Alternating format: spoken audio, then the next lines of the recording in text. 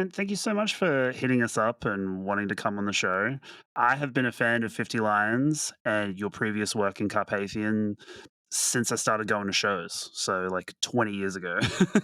Oh, well, thank you very much. I'm feeling 20 years older. The knees are giving up on me now. Yeah, I can relate to that. I was at a show at Revs last night and it was a 5-band bill. And I was like messaging Paige, my wife, and I was just like, I'm 36. I'm too old for this shit. Yeah, well, I'm 42 now, so like I'm good for. I mean, I've never made it to the encore the last 5 years. Doesn't matter how much I pay for a ticket, it's not worth it. My favorite move is to see the headliner, watch 3 songs, bail. You got to throw your best at bat at the start because no one's sticking around. Anyone over 32 years old, good fucking luck keeping them around for 45 minutes. Children of the digital age, unaware of their demise. After all these years, time is to the enemy. We're all living in this 21st century, modern life is a race. Modern life is a race.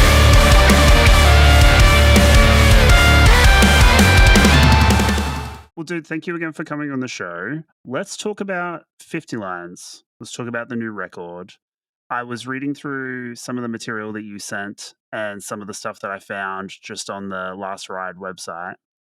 It talks about the band waking up from hibernation. So let's start there. When did the band go into hiatus and when did it start to come out? I think hiatus would have started around maybe 2017. Okay. We did 2 EPs over a couple of years, but it was just one of those. It was one of those periods where I feel like hardcore was on one of those little downward cycles where it was just kind of hitting this little sleeping period. Yeah, late 2010s. I've heard that from a lot of people. It was a weird time. Yeah, and I felt like anyone who was still going 2014 to 2018, they were just really slogging it out. Yeah. I feel like there was for me personally, I feel like there was a new wave of music where bands like Polaris and Northlane, they had the stage. Yeah, for sure. And so it was just their turn. I feel like that particular version of it was just they were up at the plate, so everyone else just kind of had to take a back seat, and we were all like pushing like 34, 35 at that period. So like we kind of figured that, that was a pretty good bloody run, and we didn't want to be one of those bands that does like a 37 show, catch you later. So we just kind of went, we'll just take a breather now, and then when we can all be bothered or it just feels good to hit it, then we'll do that. I had Peter Bordy from No Apologies on the show, and I asked him a very similar question related to No Apologies and their new record. And I was like, look, you waited almost 20 years. So, like, why come back and why now? And he said virtually the same thing. He was like, we went through a lull period. We did some life shit. He's like, but then hardcore started to pick up. All the bands started popping off. These little scenes started popping off. It seemed really healthy. And I thought, if I'm never going to do it, I got to do it now. Yeah, I would agree with that. We had a couple of group texts over the last few years, and everyone's just kind of like living their life, like mortgages and all that kind of stuff. Yep. Adult shit. Yeah, totally. So, it would have been, I reckon it would have been just on a year ago where Oscar shot through another message, and he goes, he's been working with Dan, who was the original 50 Lions guitarist. He goes, Dan's got a whole bunch of riffs laying around. If you guys want to start slapping this together, then we could give it another crack.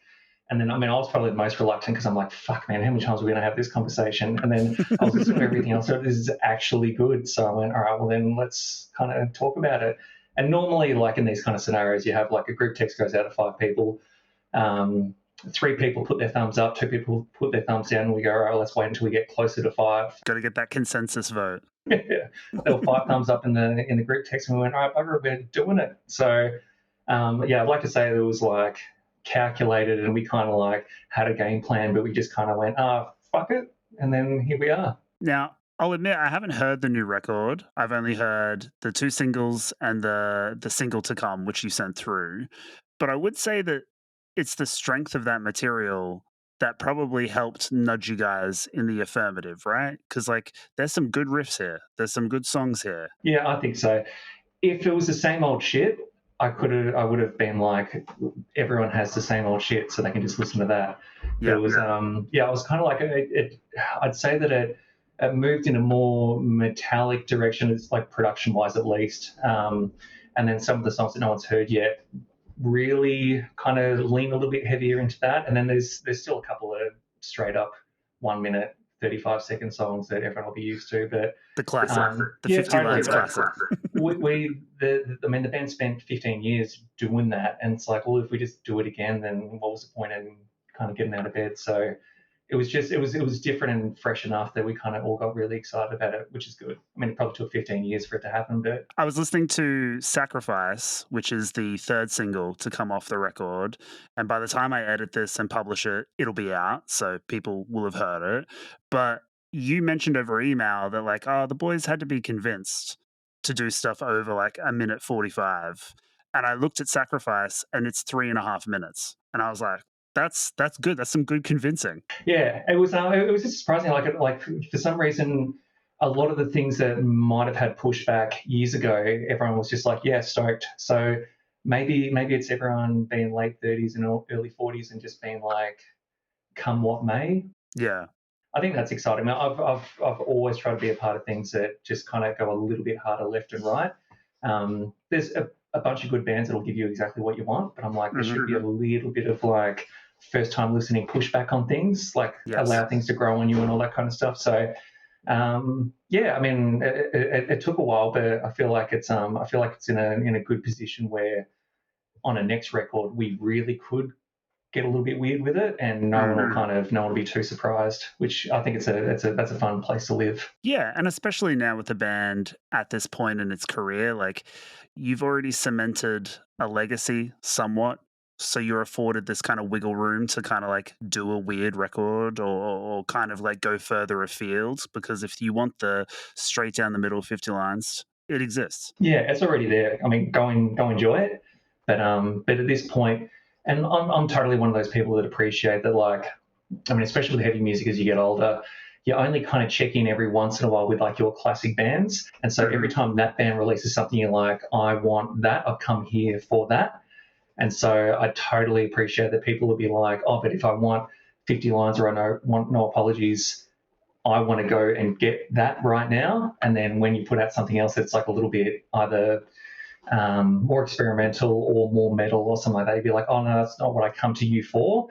But no one ever appreciates the fact that the band has to play that song 250 times in the first 3 years. And so it's like, it's cool for you coming in every 6 weeks when you need a little pep up and when you're driving to work, but we have to fucking live here. And so and oftentimes in like an album cycle, by the time it's released, toured, that material is many years old. The band themselves have already played and heard that shit to death, and they're usually working on new stuff. 100%. That your favorite riff off that album, that could have been a leftover from the last album. So we've had to listen to that fucking thing for 4 years before you heard it. So by the time, and then after 4 years, you're like, this thing's like 7 or 8 years old. Like, get me out.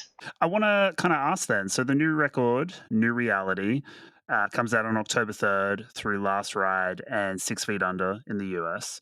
So how quickly did that material come together? Like when Dan was chatting with Oscar and he's like, I've got these riffs, how quickly did it go from riffs to record? I reckon we were probably, I remember we were like 7 or 8 months. Shit, that's pretty quick. Yeah, it was real quick. And I mean, it's kind of nice now because everyone lives in different states and all that kind of stuff. So everyone's just basically able to email all the riffs through and all that kind of stuff. And everyone's pretty good with the demos at home now. So it happens so much quicker than 5 poor bastards having to drive to a recording, like to a rehearsal studio, and then we all stare at each other for an hour and a half going, what have you got? Like all those like, what have you got to get to happen in your own time now? So kind of fun that it all comes to, once the ball gets rolling, it happens so much quicker than it used to. I remember it used to be like a year and a half to write an album because you just had all this wasted time sitting there staring at each other hoping something was going to happen. It's the virtue of a decentralized pre-production. 100%.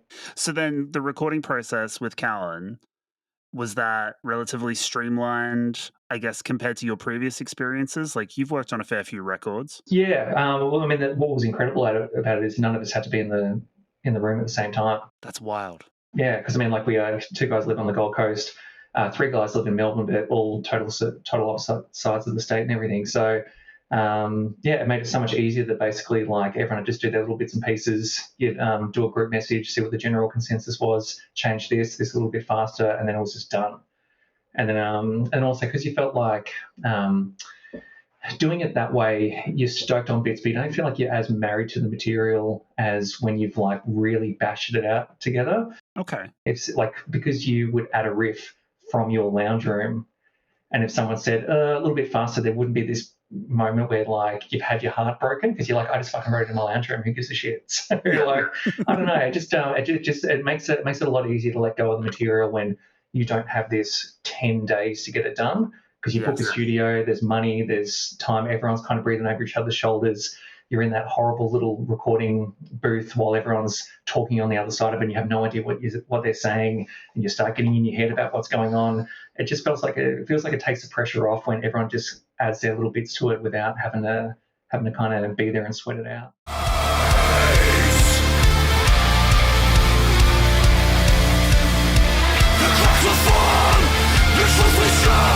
Overwhelmed by the fear of your control.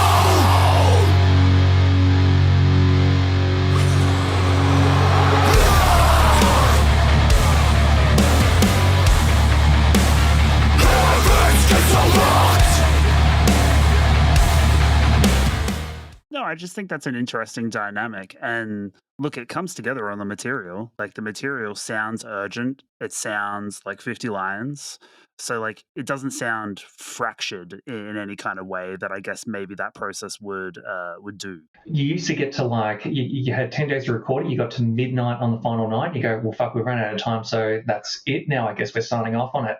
Whereas this version of it, you basically just plug in the SSD drive and then keep on adding to it, and you get around to it in your own time. So I feel like we had a little bit more time to sit there and think about some of the elements and what they needed or what they needed taken out, if they needed to be sped up, if they needed to be slowed down. It just didn't feel like there was that crunch time where you run out of money and then you're all kind of sitting there going, well, that's as good as it got for this attempt. We'll see you on the next record. I guess that's, again, one of the virtues of kind of being at this point in the band's career, right? Like you're not, I don't know, trying to like meet some kind of like 2-year release cycle deadline. You don't have label people breathing down your neck. Like I'm sure Matto's probably pretty chill about like, yeah, when the record's done, the record's done. Yeah, I think it's incredible that we didn't have to put it out. We basically did a couple of, as we'll get into the point where, there was like 3 or 4 songs done. We got hit up to do some shows and we're sitting there going, let's go on stage and see if anyone gives a shit. And then, all those shows sold out. So we're just like, all right, well, people kind of care enough to get this shit show going again. So, it's really nice that we don't have to be doing this, but it feels more like it's a fill our cup situation as opposed to other times in the past where there's been pressure to satisfy the European market, what's happening in the US, all that kind of stuff. Like it just feels like all that pressure's off. So we can put out 8 songs that are great for us that might resonate with everyone else. If it doesn't, then we didn't really lose out because there's nothing riding on this. Yeah, exactly. And then I guess like I asked Pete about this when he was on the show, and I'd be interested to get your kind of opinion. But like Iron Mind put out a record and it fucking rules. No Apologies put out a record, it fucking rules. I'm gonna bet that the 50 Lions record rules based off what I've heard. But like, what do you think it is about this current moment where these bands that already have an established legacy can come back, write new records, and it's some of the best material they've ever put together? What's happening there? I think I can only put it down to that there's just a little bit of time to reflect on what you did, what you should have done, what you could have done better. We were a little bit lucky that we just had a little bit of breathing time to kind of think about it, and then also we don't have a touring cycle to satisfy. So we're kind of sitting there going, is it good enough to put out? Whereas a lot of bands probably feel a lot of pressure who are like, well, European summer festival season's coming up. We better fucking get something out by September if we're going to go play in March. So I think those 3 bands that you mentioned in particular, they just have the luxury of having been able to sit around and kind of think about what they would do if they were going to give it another crack. And then also it's all up to us, the success or failure of it. So that's a really nice position to be in. Yeah. I just think one of the other things that kind of feeds into it is just like the health of Australian hardcore at the moment. Like, and this is something I again talked about with Pete. I hate to keep repeating myself, but like all of the different regional scenes across the country are so healthy. There's lots of labels, lots of young bands, lots of really good kind of matinee showcases happening. So like there's hardcore popping off all over the country. So kind of like the best time to come back and kind of like mine that legacy for a couple extra tours. Yeah, 100%. And especially, I mean, right now compared to a couple of years ago, the fact that you can just put your stuff out there and it hits a global audience straight away. I mean, the first 100 shows that I ever played when I was younger was basically just going on a stage, playing in front of people who didn't give a shit. People would throw stuff at you when you were playing. That was your like comment section, was getting a beer to the head. Especially like Carpathian days, like people fucking hated our guts for the first 3 or 4 years of that band. So every time we play a new song, our comment section with people right in front of it's just like going fuck off and die. So so I think it's a nicer period now that there is a find your audience. You don't have to go up there and play a mixed bill show to people who would never want to see you live. Like, you get to find your audience. And because of that, I feel like you're able to plant little seeds in different areas of Australia and worldwide and all that kind of stuff, and just find your people. You don't have to do that whole like, let's go on stage and hope for the best and hopefully no one punches us after the show. Like, I feel like that's all gone these days. Yeah, and I mean that's a good thing. We don't need that. No, crazy that anyone cared that much about music to begin with. Yeah. I always reflect on that period. I'm sitting there going, why do fucking people care that much? Like I'm sitting there going, if you went into the cinemas and then saw Flower State and then someone was waiting outside after to knock you in the back of the head for enjoying it, like, it's such a weird world. It's a weird dynamic for sure. Let's talk about the record. There's a couple of cool guest features on the record. So Misery and Heaven's Gates have already come out. The latter features Winston from Parkway, obviously Oscar's brother, so that connection makes sense.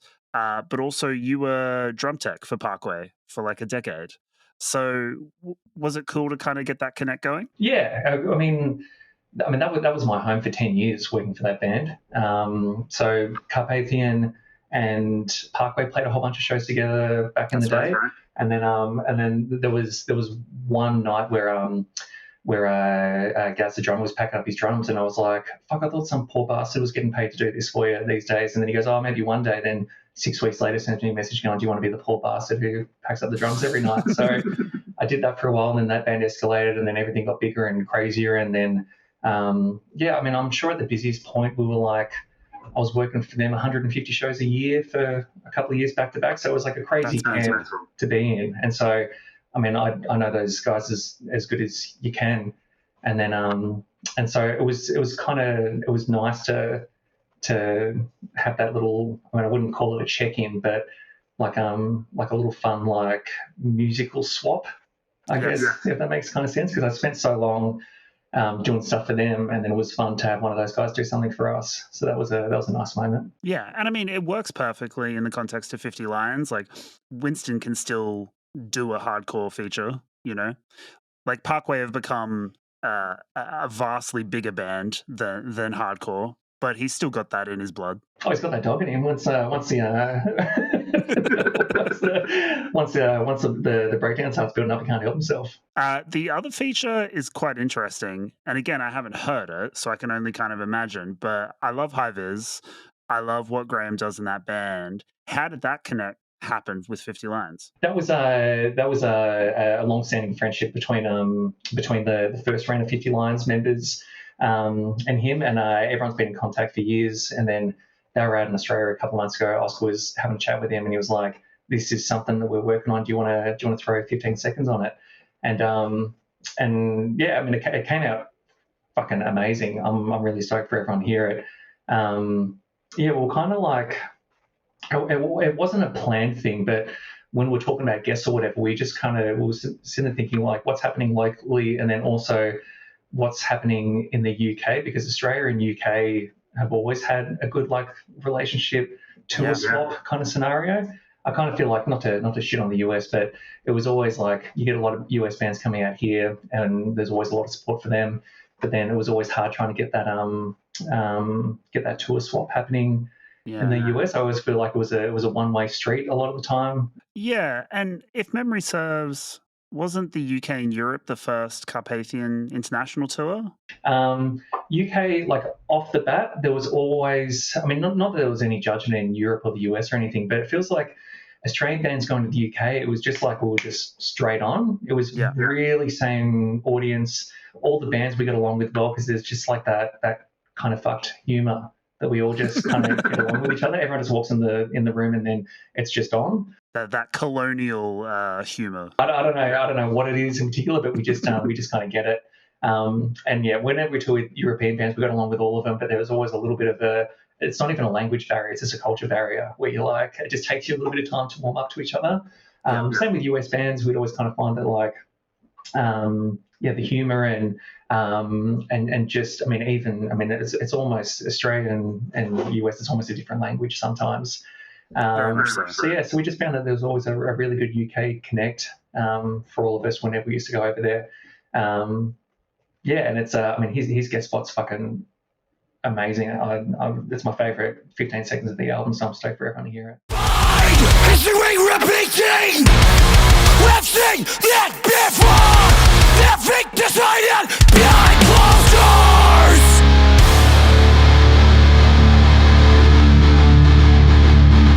Do you see what I see? Welcome to the land of sacrifice, sacrifice, sacrifice.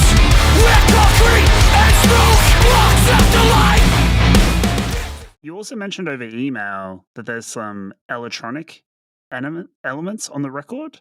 That I did not have picked for 2025 and a 50 Lions record.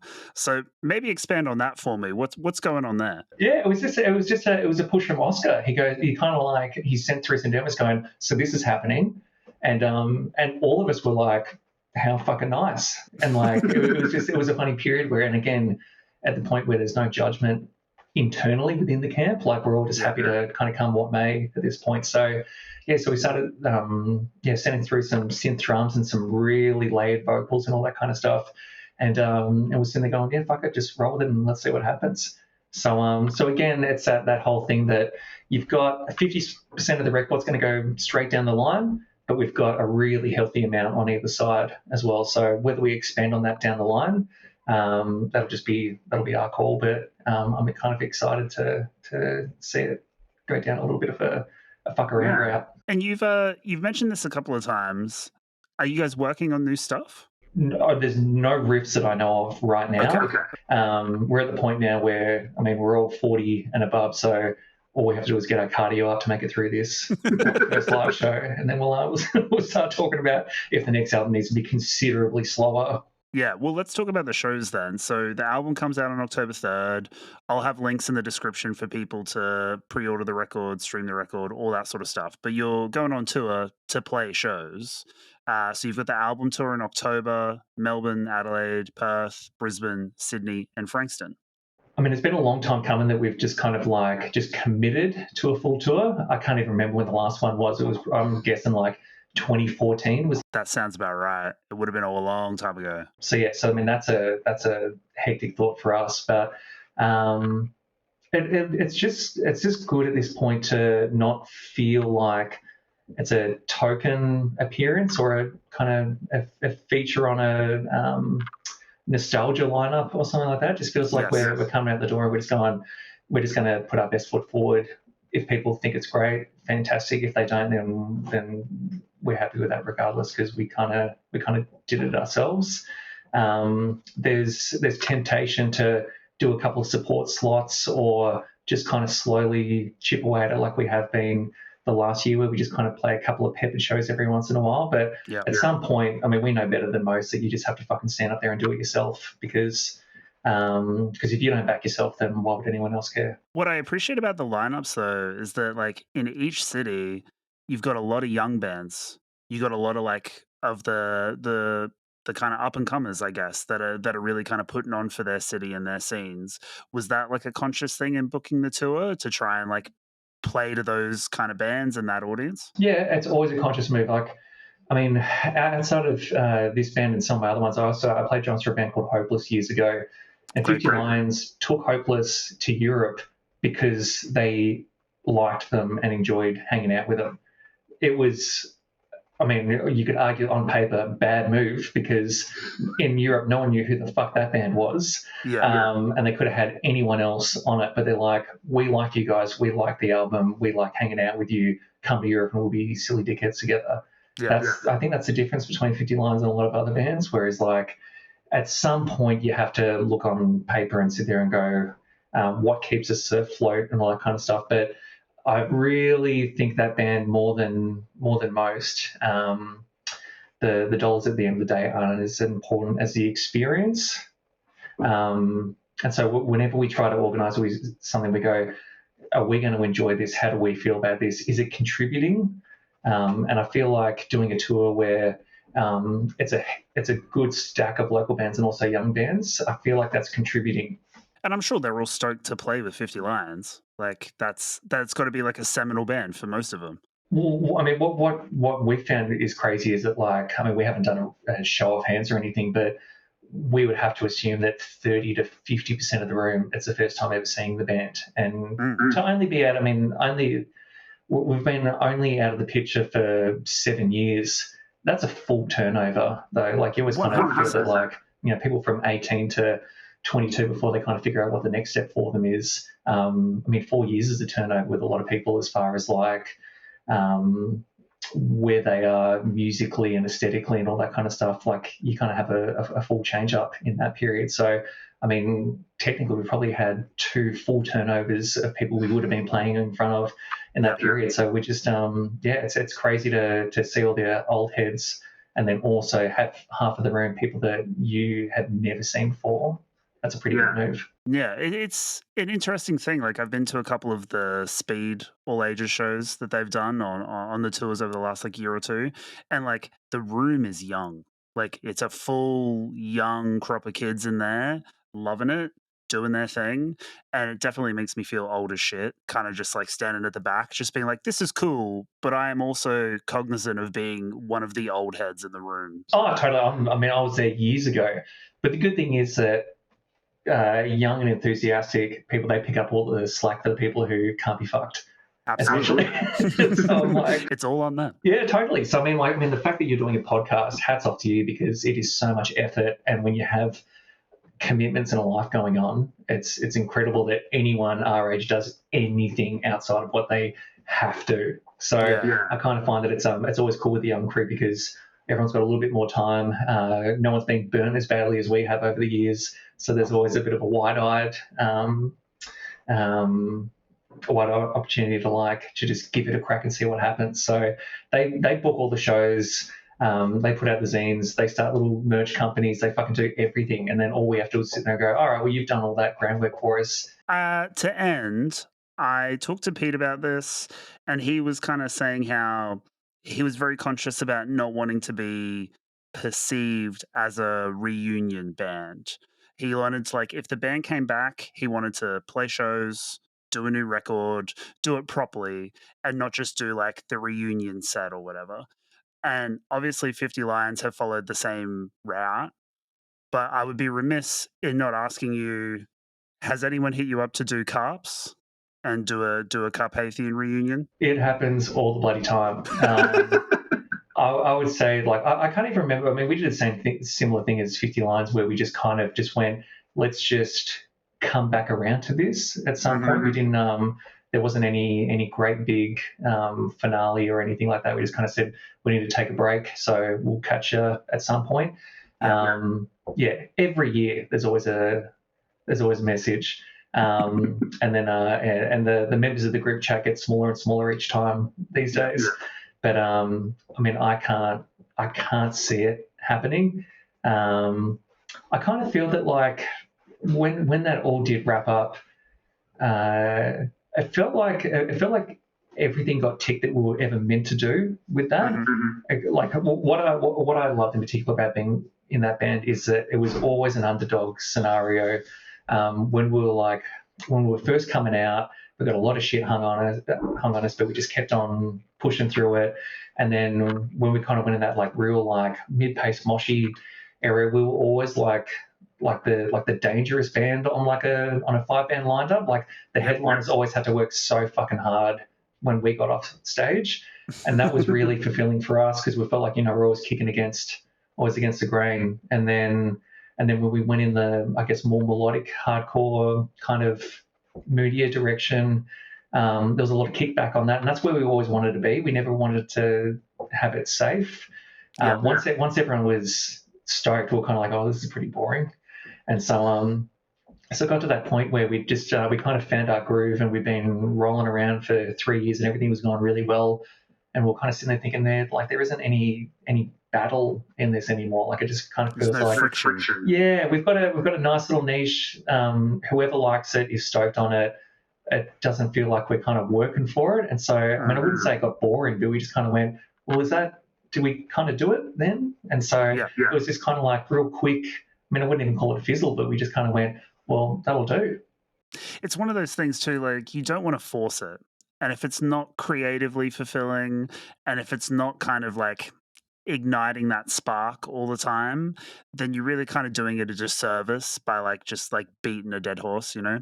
And there's nothing wrong with, I mean, I would say more than anything I've ever done in my life, isolation always pops up on people's cycles. Like I get incredible record. Yeah, it was just, I mean, I wouldn't say it was a mistake, but we just kind of like, we just gave it a crack, and that's what came out. And I mean, if we went from a point where we're getting like comfortably 500 to 800 people a night, and then we put that out, we're one of the few bands that put out an album that we knew would have our audience on the next album cycle.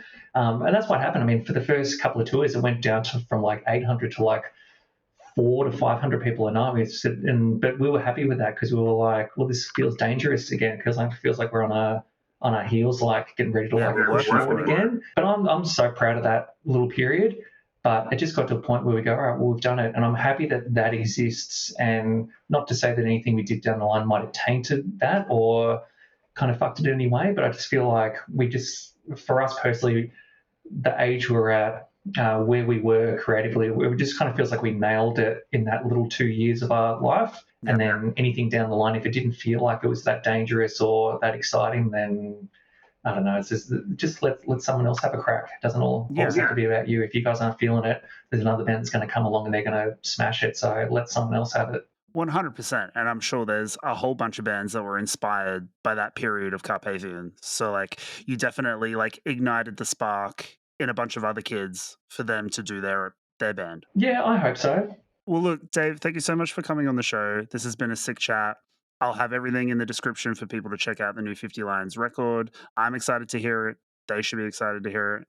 But thanks again for coming on the show. All right, no worries at all. Thanks very much for having me. Hello, Owen popping in to say, please sign up for the TPD Patreon. This is what helps us keep the lights on and keep the show going. The link is at the bottom of your screen right now, patreon.com/tpdpod. All of our patrons get exclusive access to Side B of our roundup episodes, so you get a few extra tracks, as well as our feature album discussion and the full show experience. Our patrons also get exclusive access to behind-the-scenes, off-the-cuff chit-chat from all of our guest episodes. But the patrons are the ones who make all of this happen.